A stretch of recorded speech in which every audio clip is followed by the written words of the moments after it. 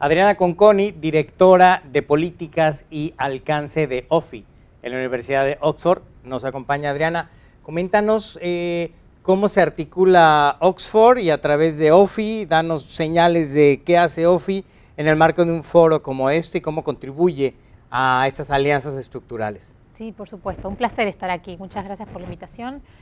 OFI, o en español, la Iniciativa para Pobreza y Desarrollo Humano de la Universidad de Oxford, es OFI por las siglas en inglés, es un centro de investigación en la Universidad de Oxford que comenzó como un centro académico, pero se generó mucho interés de gobiernos nacionales en aplicar la metodología de medición de pobreza multidimensional, es decir, mirando más allá del ingreso cuáles son las múltiples dimensiones que caracterizan pobreza, y diferentes gobiernos empezaron a aplicarlo para generar sus propias medidas nacionales de pobreza multidimensional. ¿En qué año empezó esta tendencia? El centro empezó en el 2007 y ya en el 2008 México justamente fue el primer país que comenzó a trabajar en su índice nacional de pobreza multidimensional, seguido por Bután, Colombia, Chile y muchos otros países en la región y en otras regiones del mundo también. Y bueno, el año pasado, no, hace 2 años comenzamos a colaborar con el gobierno de Panamá para generar un índice nacional, un IPM o índice de pobreza multidimensional nacional para Panamá. Que se lanzó en el 2017, se lanzó el año pasado, correcto. en junio. Y fue un informe muy interesante, realmente muy rico, con muchas desagregaciones e información muy útil, pero que también permitió al gobierno profundizar, darse cuenta de algunas necesidades de ir más allá del IPM nacional. Por ejemplo, se dieron cuenta que las poblaciones indígenas necesitaban de estudios mucho más particulares que lo que permite el IPM nacional, por lo que empezaron con un estudio etnográfico para entender las privaciones que enfrentan las poblaciones indígenas. Y de la misma manera se entendió que las carencias que sufren los niños, el tipo de pobreza que viven los niños es muy diferente que el que vive la población en su conjunto, por lo que se decidió crear un índice de pobreza infantil que complemente el índice de pobreza agregado a nivel nacional. Entonces, bueno, en el foro se está lanzando el IPM infantil. Sí, y hoy justamente que se está lanzando, ya como un siguiente paso después del IPM nacional, ¿cuál ha sido tu sentir de los participantes y las participantes teniendo en sus manos estos datos y además comparando diferentes mediciones y diferentes factores que afectan a la niñez, sí, contra los que se conocen, que de por sí son novedosos, de la pobreza multidimensional, sí, que van más allá de porcentajes y cifras? Creo que se generó, bueno, aquí en el foro, como tú sabes, están representados todos los países de la región, de América Latina, hay ministros, viceministros que están aquí trabajando muy duro en sus propios países en estos temas y se generó un interés automático. Muchas personas luego venían a preguntar qué es esto del IPM infantil, cómo lo pueden hacer en sus países.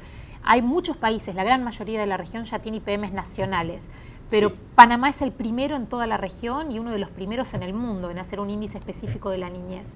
Y como dices, tiene características muy particulares. Por ejemplo, una de las principales tendencias que se ve, que es una situación lamentable, pero que es un hecho estilizado que se conoce, es que las tasas de pobreza suelen ser más elevadas para los niños que para la población en su conjunto. Esto no pasa no solo en Panamá, pasa en todo el mundo y a nivel global.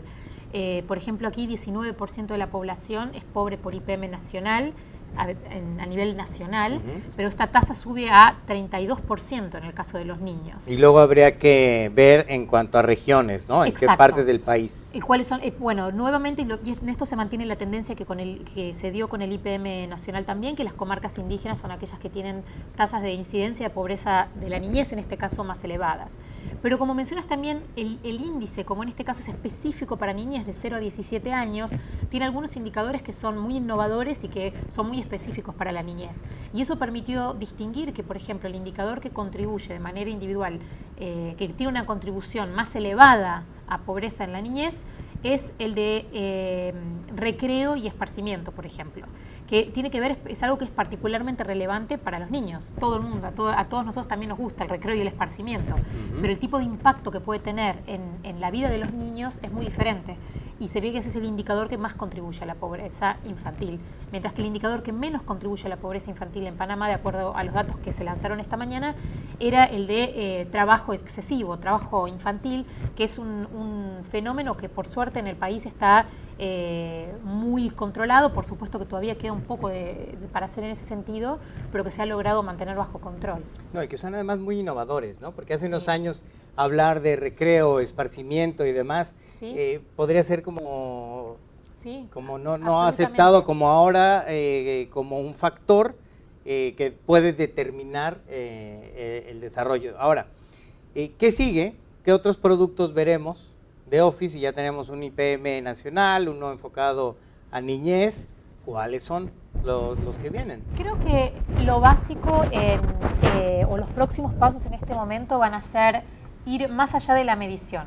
Las medidas en sí mismas no reducen pobreza, ni pobreza nacional ni pobreza infantil. Entonces lo fundamental ahora va a ser empezar a utilizar el IPM y el IPM infantil como herramientas de política activa. Eso va a ser fundamental. Uno puede seguir generando más métricas, un índice para mujeres o por género, para comparar mujeres y hombres, para poblaciones indígenas, y todo eso es información muy valiosa, y luego se necesita de una coordinación y de una política de manera más sistemática que permita aprovechar esta información.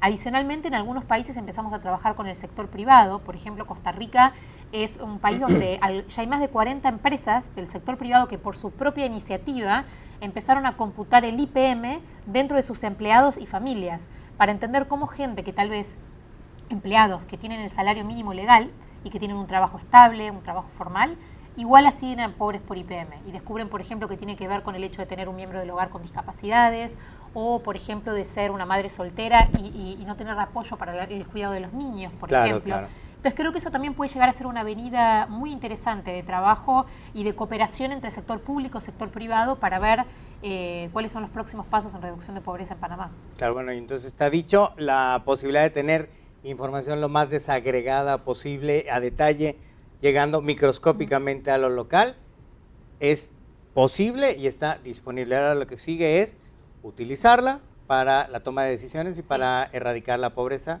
de cara al 2030. Muchísimas gracias, Adriana Conconi, directora de Políticas y Alcance de OFI en la Universidad de Oxford. Perfecto, muchísimas gracias.